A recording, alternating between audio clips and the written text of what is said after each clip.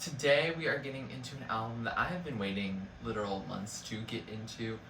This was requested literally on my supposed former infatuation junkie Alanis video that did really well and got a lot of my initial comments for requests. This album is Simple Dreams by Linda Ronstadt, and I'm really excited to get into her. I don't think I've listened to anything by her ever. Maybe something if it was on the radio, but can't recall. I do know a documentary about her I think is up for Best Music Film at the Grammys, so good luck to her. I'm just gonna doubt that she'll win just because Black is King is up there and it's Beyonce, give it to her also. I don't know, but maybe this album will help me root for Linda also. It's 10 songs, just over 30 minutes, so a pretty short album, but I'm really excited to get into it and get a taste of what this artist has to offer. Anyways, let's get into it. Track number 1 is It's So Easy. Oh, we are starting with some guitar already. It's so easy to fall in love. Okay. Here I go breaking all the rules. Definitely has a throwback feel, 1977. Easy to fall in love. Ooh, we're already getting into a guitar solo? Okay. I love that hardness of her voice when she does that. This definitely I'm getting a little bit of Janis Joplin Piece of My Heart vibes. Oh, sing! So that was It's So Easy, and what a way to start off the album. It's a fun little track, definitely gives me that 70s, 80s rock, pop kind of elements. It sounds good. It sounds something that feels nostalgic today, but it's nostalgic of an era that literally is when it was released. So I really enjoy it. Lyrically, song's pretty straightforward. It's so easy to fall in love. And here I go falling in love, and classic. Definitely a classic moment for all of us. And yeah, it's a really fun song, and it makes me get into the vibe of the album. I'm definitely thinking of a lot of older artists when I hear this, but it makes sense because this album came out a long time ago. I don't mean to make any older members to watch my videos feel old, but this did come out 22 years prior to when I was born. So definitely this is something that was not back in my day, but definitely in my parents' day, and I'm sure if I bring up her name to my parents, I'm sure they'd be yo, cool. Track number 2 is Carmelita. Ooh, I like that shift with the song title. This definitely is a little bit more chill and laid back than the previous track. Ooh, I hear maybe some synths in the background. If it's not a synth, I don't know what that airy sound is in the background. What makes that? Sitting here playing solitaire. Mood. They cut off your welfare check? Oh, that hits different in 2020/2021. Hold Me Tighter. Okay. Ooh, nice little way to end with a guitar strum. So that was Carmelita, which, okay, that's a little bit of a shift. It's not as upbeat, pop rock kind of stuff that It's So Easy was. Carmelita is definitely more ballad. To me, felt almost like a clash of Western with almost tropical vibes. I get a little bit of Jimmy Buffett, if that makes sense. But I don't know. Yeah, it just felt like one of those type of traditional chill, laid back, easy breezy type songs. The lyrics, however, are a little bit messy, Like, apparently she's strung out like heroin on the outskirts of town, which is probably not a good look. And, like, yeah, she's saying, Carmelita, hold me tighter. Which, is this, like, flirtation with non-straightness? Because even though it says in the song, I went to meet my man, like, Carmelita, like, an ita at the end of it, typically, like, in Spanish would, you know, say it's, like, a woman, so, like, she's a woman, and she's talking to someone named Carmelita, so, like, it's possible we stand, if so. And if not, I don't know what the message is, but, like, yeah, I mean, it's a chill song. I'm not sure if I'm going to gravitate to it as much as in It's So Easy, because I definitely vibe to, like, her vocal delivery as well as, like, the instrumentation of It's So Easy a lot more than the style that, like, Carmelita represents. Track number 3 is Simple Man, Simple Dream, half of which contains the album title. What if I fall in love with you? Okay, we're back to lovey-dovey. Maybe I'd be true, so it's not definite. Oh, definitely some slow late 70s, 80s stuff. Oh, definitely a very stripped song, much like Carmelita.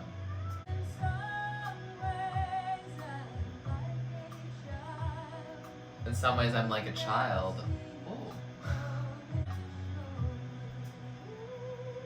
Oh, hit that high note. They say your words are stupid. Okay.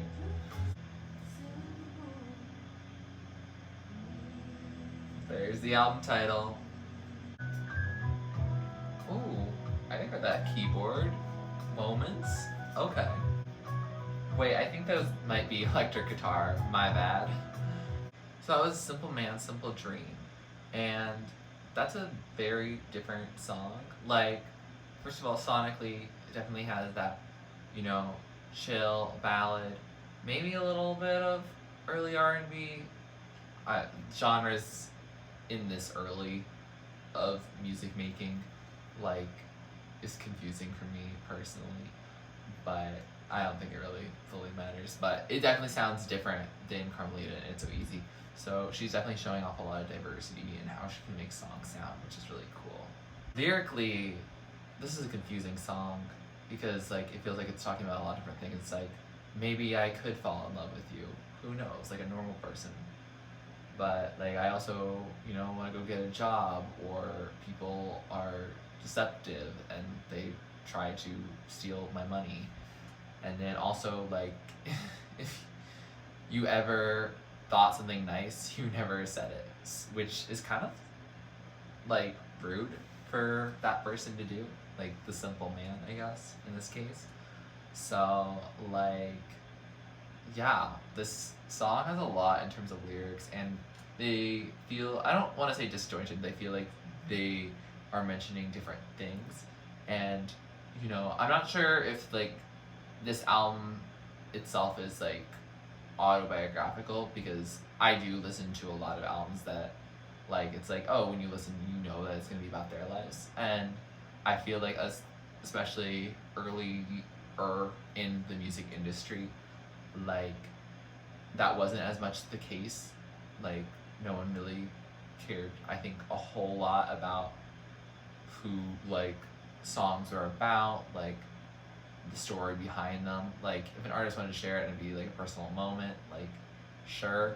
But, like, I guess it's not really something for me to inquisite, hey, Linda, who is this song about?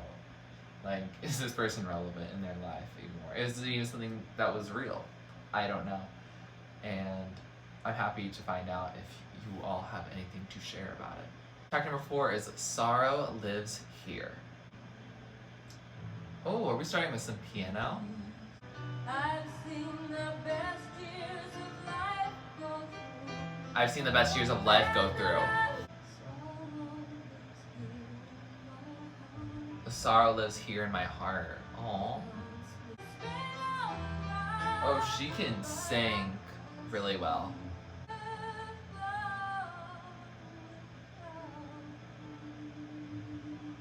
could happen without me.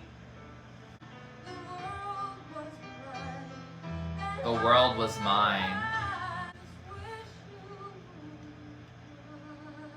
This song really plays with sound. Like, I've been having to change my volume a bunch.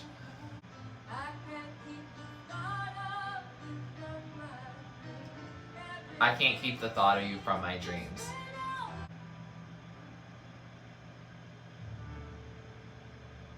Ooh. I like that little piano moment. So that was Sorrow Lives Here. And that was, you know, a sad piano moment that, like, if you have followed this channel for a while, you know I'm a sucker for sad piano moments. And this one's no different. I do like how it sounds. Definitely in how I'm listening on speaker, like, it goes from really soft to really loud. So that's something I'll like probably better with headphones. But like, I definitely like the song lyrically about how she's super sad, sorrow lives in her heart. Two men have helped make the sad life she leads, and dang, that's sad. I hope she moves on and, you know, gets to live the life that she wants to. I mean, seems like she's been very successful in her life, and also, you know, this album came out like, what, 40 years ago? So, like, she's probably moved on since then. But, like, you know, you can definitely feel the emotion that she's sharing here. I was thinking a little bit, like, thinking about this song and the previous one, and, like, all of them so far, about whether Simple Dreams is, like, these, like, desires that she has, like, you know, it's so easy to fall in love, or she, or this character that she's puts on in Carmelita, like, really wants Carmelita, or Simple Man, Simple Dream, she's thinking in the way of that simple man. Like, if it's not necessarily about, like, oh, these are the desires she wants in her life, but they're, you know, ideas she had, stories that she had, stories that she wanted to tell. And I'm not sure, but I would be happy to know if I'm anywhere close to being right. But yeah. Track number 5 is I Never Will Marry with Dolly Parton. Ooh, definitely got that country twang in the guitar. Love is a gentle thing?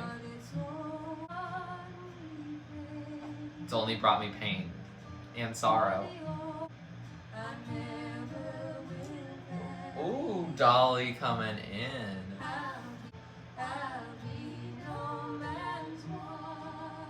I will be no man's wife.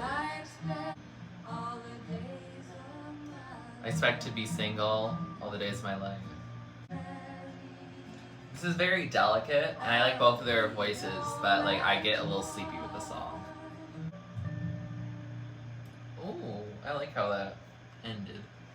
So that was I Never Will Marry with Dolly Parton, and it was nice to hear both her voice and Dolly's voice on the same track. Like, they both have really beautiful voices, that's for sure.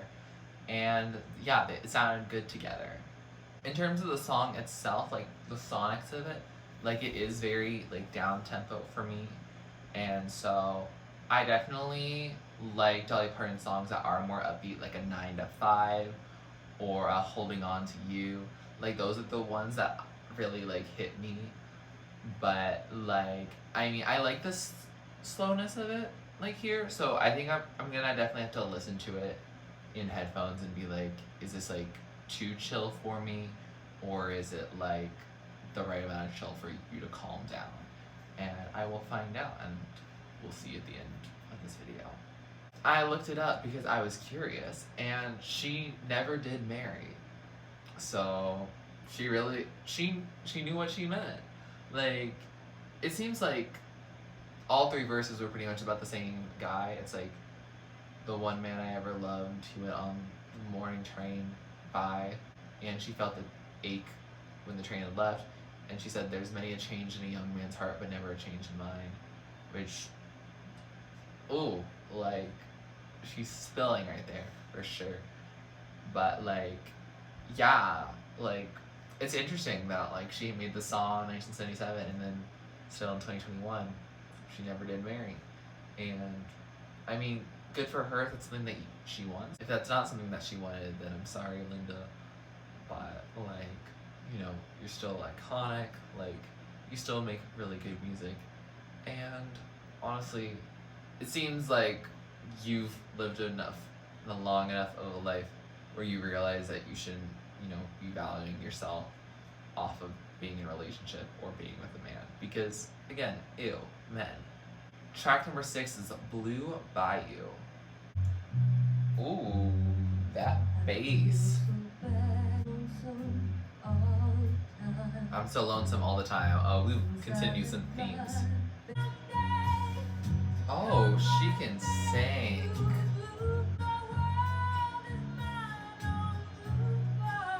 The world is mine. Okay. I could only see.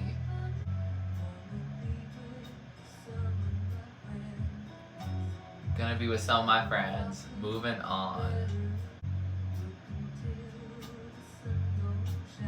Working till the sun don't shine. She's working hard. Come with me to Blue Bayou. I don't know where that is. Ooh, we're bringing back a nice guitar solo that we've been missing for a few songs.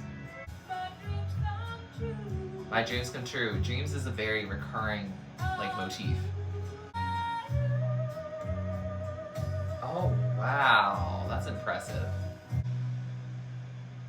Oh, that faded so pleasantly. So that was Blue Bayou. And that was definitely, a chill number. Most of this album is much chiller than I guess I expected after hearing It's So Easy, just because that kicked off and that changed what my expectations of the album were. I feel like the rest of this album has kind of started to mold together very cohesively, and this song here, I found out it's a cover. Roy Orbison is the original artist, and I don't know, it's apparently her most successful song, and I don't know how I feel about, artists' most successful songs as being a cover, but that was also very common then. If I think of Soft Cell, Tainted Love is the only song I think of, and that song was not theirs originally, apparently. And there's a lot of songs that I think Aretha Franklin's Respect is also not originally hers. I think it's popularized by her, but not actually originally artist. And I don't know, that was a very common thing, and that's just not how I feel it is generally speaking today. Most of the time, every artist is at least a co-writer for them, and that's something that just changed within the past decade pretty much. So I know David Archuleta, his debut album, a lot of the songs were not written by him. He had 3 songs written by him, and they weren't the best at that time, but he's grown and evolved since then. But yeah, it's so interesting for her most successful song, which she sounds beautiful on, don't get me wrong, but I don't know, it's weird when it's you're covering another artist and that made you famous. I don't know, there's something off in my head about it, but it was a different time, and it was just more commonplace, and it's what you did. So for her to do that, good for her, I guess. Be successful, get that coin. But I think it's a fine song. Again, it's just a little more chill than I would probably be interested in listening to regularly.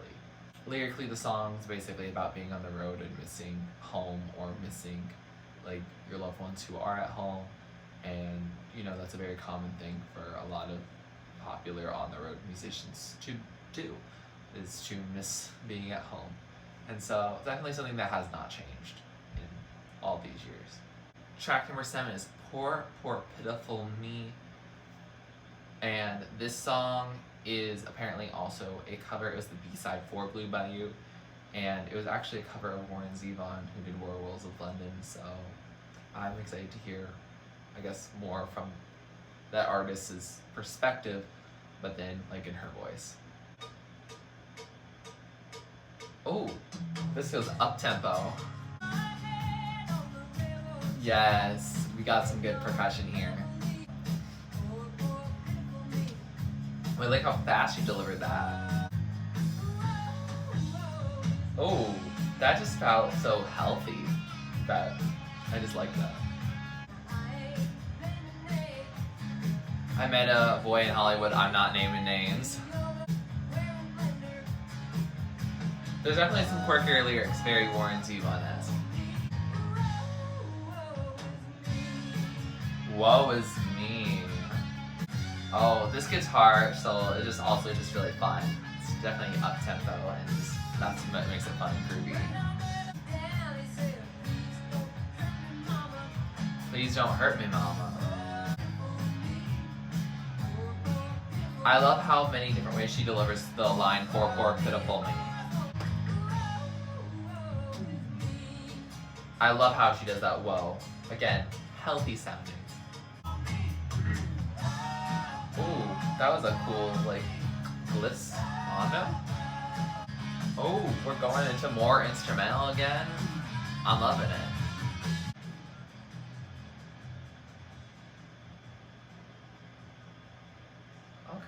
Okay. So that was Poor, Poor, Pitiful Me, and what an interesting cover. The lyrics, interesting.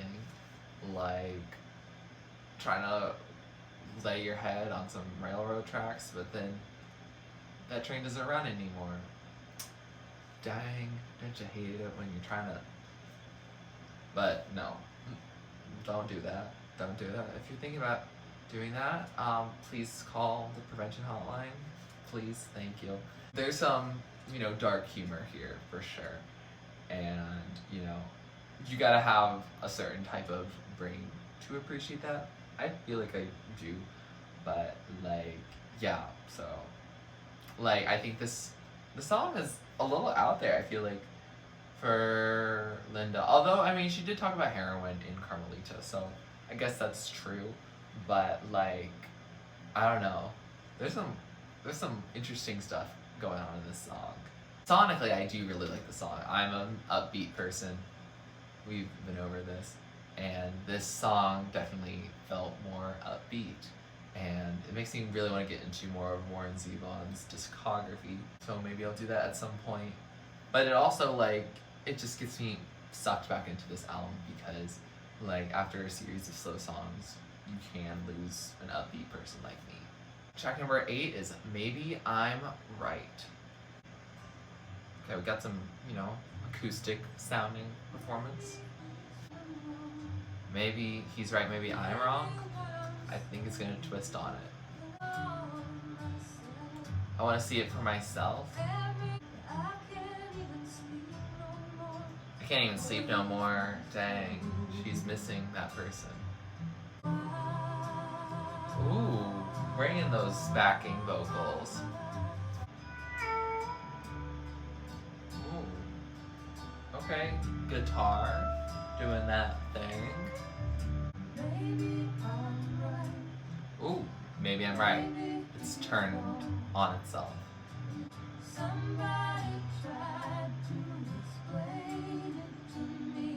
Somebody tried to explain it to me.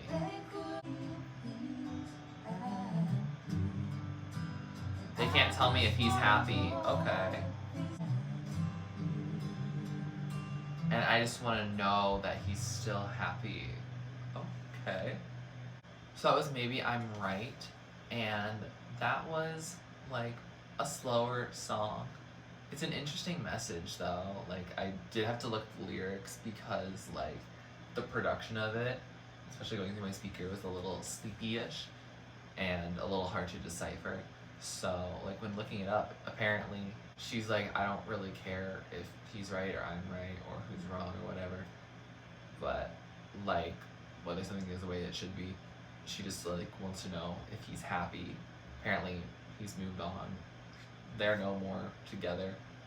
And everyone says that he's happy, but I want to just know for sure. And I don't know if that means oh, if he's not, can I have him back kind of thing. Or if that's just wishing the best for someone. And yeah, definitely an interesting sensation. Like, good for her for having that maturity. But if it's that longingness after that person, like, I hope that she has gotten to move on during her time, like, continuing after this album. Track number 9 is Tumbling Dice. Oh, picking it up. Oh, this definitely sounds like the voice of her in It's So Easy. Maybe I Go Crazy. Oh, Tumbling Dice. Is this about like gambling? Sixes and sevens and nines. I'm confused. Wondering who could be my partner in crime. Ooh, different ideas. I love that, like, you know, letting her, like, shine there. Baby Gotta Roll Me? Oh, the woohoo. So that was Tumbling Dice, and sonically, I do like the song. It's upbeat. Like, I think we've noticed a trend today. Like, I'm a big fan of Linda's, like, sonic choices of being fast. And yeah, that's definitely the mood here. Lyrically, I believe the song is adapted from the Rolling Stones just because I got so confused even looking up the lyrics that I even put, like, lyrics meaning, and it was like, you mean like this Rolling Stones song? I'm like, sure. And so they're similar-ish. There's definitely a lot of changes in it, just because, you know, orientations. I'm concerned about the, like, first words in the song. Content warning, assault, but, like, people try to rape me. Like, what? Like, how, was that something that could fly in 1977? Like, in just, like, a casual song? Like, that song doesn't feel casual to me. And, like, I don't know, that's just, like, kind of weird to put there. Like, I don't know how to feel about that. I also just confused about the whole lyrics. I'm sure if I look through the entire Rolling Stone song, which is going to have way too many annotations, and because, you know, half of the lyrics are adapted anyway, so, like, I don't know, I'm very confused, because there's, like, sixes and sevens and nines. Like, I think it's basically they're looking for a partner in crime, or, you know, a partner, and, like, they, you know, don't think that the people that they're started with are really, like, up to snuff, that they're not really at their level. It felt weird that she also demeans women in it, like, saying that all these women are cheaters. Like, I don't know, it just feels weird of women putting down other women. Again, it's 1977, and I don't know if that's something that she would have done now. But also there's a generational difference that, like, it's not something I would understand, but I also don't think it's, like, something my parents really would do. I don't think they would. But, like, I don't know. It's a very interesting song lyrically. It might be one of those songs that if I decide I really do like it sonically, that it's something where I start to ignore lyrics, or I need to gain a more better appreciation and greater understanding of the lyrics. Like, so if you do have thoughts on these lyrics, please let me know down in the comments below, because that might enhance or even further provide a distaste for the lyrics themselves in this song. Track number 10, last track on this album, Old Paint. Oh, definitely feels very country ballad-esque. This definitely feels very much like a story, so definitely gonna read lyrics.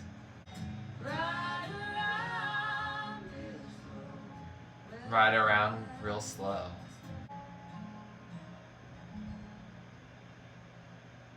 Oh, delicate way to end.